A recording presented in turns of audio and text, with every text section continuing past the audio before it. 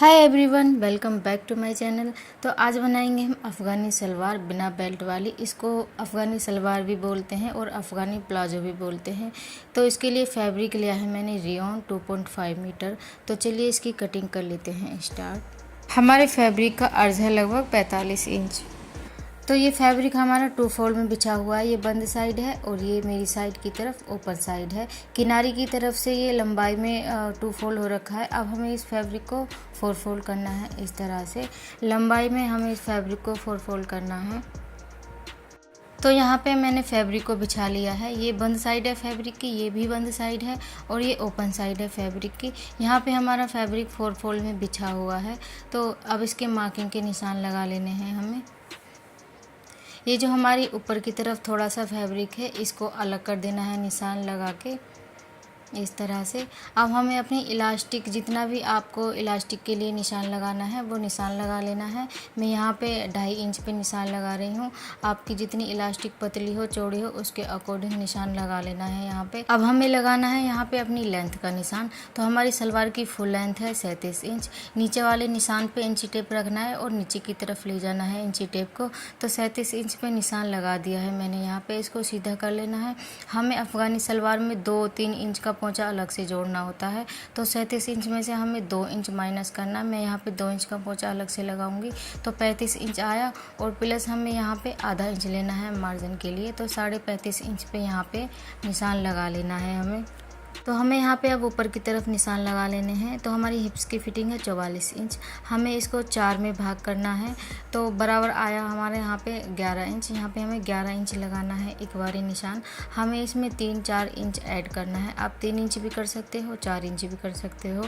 मैं यहाँ पे 4 इंच एक्स्ट्रा ले रही हूँ। तो आसन का निशान भी हमें इसी तरीके से लगाना है। जैसे 44 इंच फिटिंग है, उसमें उसको 4 में भाग करना है तो आया 11 इंच और प्लस 2 इंच ऐड करना है हमें यहाँ पे। तो हो गया हमारा 13 इंच। तो 13 इंच पे निशान लगा देना है। और 2.5 इंच ले रही हूँ मैं यहाँ पे क्रोच, और यहाँ पे हमें कर देनी है क्रोच की गुलाई इस तरह से।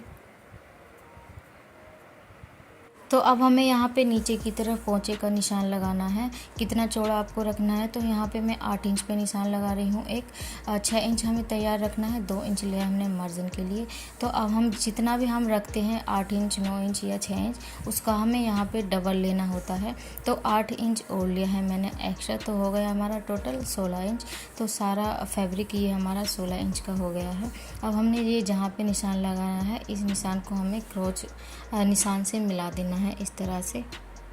देन अब कर लेनी है हमें इसकी कटिंग। जैसे जैसे हमने मार्किंग के निशान लगाए थे उसी के अकॉर्डिंग हमें इस फैब्रिक की कटिंग कर लेनी है। तो ये हो गई है हमारी अफ़गानी सलवार की कटिंग। सिंपल बिल्कुल प्लाजो की तरह कटिंग होती है इसकी, लेकिन सिलाई थोड़ी सी इसकी अलग होती है। तो अब हमें अपने आसन जॉइंट कर लेने हैं। इसको इस तरह से ओपन करना है फैब्रिक को, और आसन आधा पौना इंच का मार्जिन लेते हुए दोनों साइड से हमें डबल सिलाई करके आसन जोड़ देने हैं दोनों साइड के। तो मैंने यहाँ पे दोनों आसन में सिलाई लगा दी है, डबल सिलाई करके दोनों जॉइंट कर दिए हैं। अब हमें लेना है अपनी सलवार का एक पार्ट, इस तरह से एक पार्ट निकालना है और हमें इसमें डालनी है छोटी छोटी सी चुन्नटें। तो 1.5-2 इंच का निशान जो हमने एक्स्ट्रा लगाया था जब हमने कटिंग की थी सलवार में, तो इस तरह से 1-1.5 इंच का निशान साइड में लगा देना है। दोनों साइड में लगाना है ये निशान, और जो बाकी का फैब्रिक बीच में बचे उसमें इस तरह से सारे फैब्रिक में चुन्नटें डाल देनी हैं। और ये चुन्नटें हमें इतनी बीच में डालनी है। हमें 12 इंच का पोंचा तैयार रखना है और बाकी एक्स्ट्रा जो दोनों साइड में फैब्रिक है उसको अलग से रखना है। तो सारे में 12 इंच में चुन्नटें डाल देनी है। तो यहाँ पे मैंने सलवार के दोनों पोंचे में चुन्नटें डाल दी हैं। इस तरीके से छोटी छोटी सी चुन्नटें डालनी है हमें। तो 1.5-2 इंच का हमने साइड में फैब्रिक रखा है दोनों साइड में, और ये हमारा 12 इंच में आए हैं जितने बीच में हमने चुन्नटें डाली हैं। जितना आपको पोंचा रखना है उसी के अकॉर्डिंग चुन्नटें डालनी है।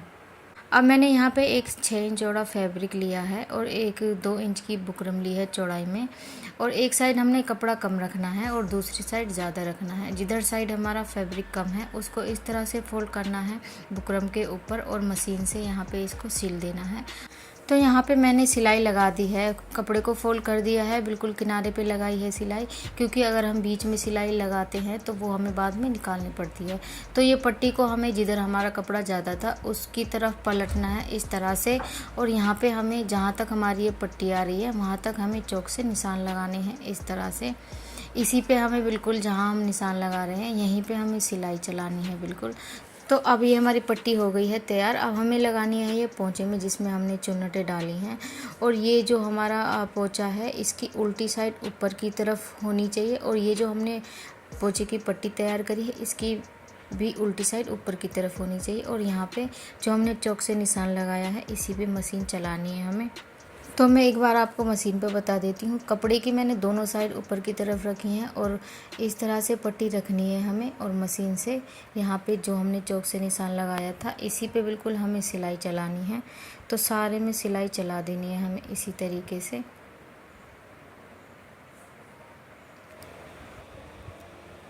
तो सिलाई लगाने के बाद ही इस पोंचे को हमें इस तरह से सीधी तरफ पलटना है, और ये जो हमारी एक्स्ट्रा पट्टी है इसको कर देना है कट।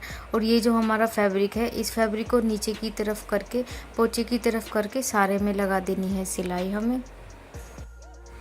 तो मैंने एक लेस ली है यहाँ पे, आप अपनी पसंद की कोई भी लेस ले सकते हो। ये हमारी इस सलवार की कुर्ती है उसी में से बची हुई है ये लेस। तो इस पट्टी को हमें सीधी तरफ इस तरह से फोल्ड करना है, जो हमारा मार्जिन है वो अंदर की तरफ होना चाहिए सारा। और ये हमें लेस लेनी है और यहाँ पे इस दोनों फैब्रिक के बीच में लगानी है ये लेस, और मशीन से सिलाई लगा देनी है। सारी लेस को हमें इसी तरीके से लगा देना है सारे में।